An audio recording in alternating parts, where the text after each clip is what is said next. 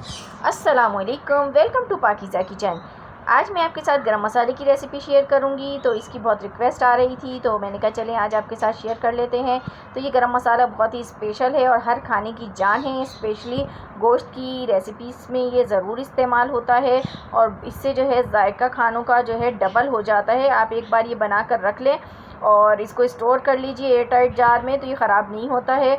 आप इसको पूरे महीने तक यूज़ कर सकते हैं। तो इसके लिए आपको क्या क्या अज्जा दरकार होंगे तो ये नोट कर लीजिए। यहाँ पर आप देख रहे हैं मेरे पास गरम मसाले हैं, तो सबको ही मालूम है। ये दालचीनी है, लौंग है, काली मिर्च है, बड़ी इलायची है और ज़ीरा है। तो ये 5 अदद मेरे पास चीज़ें हैं।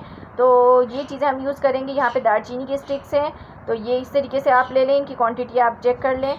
ये दालचीनी और लौंग बराबर लीजिएगा, काली मिर्च इससे थोड़ी सी ज़्यादा, बड़ी इलायची थोड़ी सी कम, और जो ज़ीरा है वो ये जो काली मिर्च ली है इसका डबल मिकदार का आपने लेना है।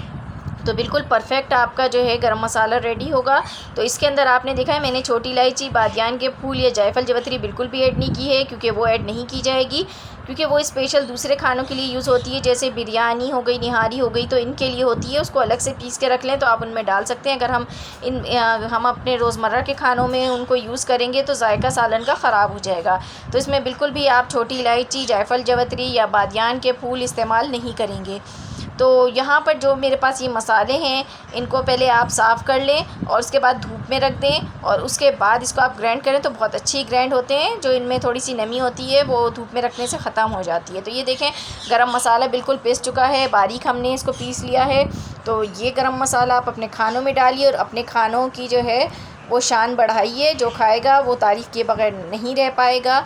तो ये थी मेरी आज की रेसिपी। पसंद आई हो तो लाइक एंड शेयर ज़रूर कीजिएगा। खुदा हाफिज़।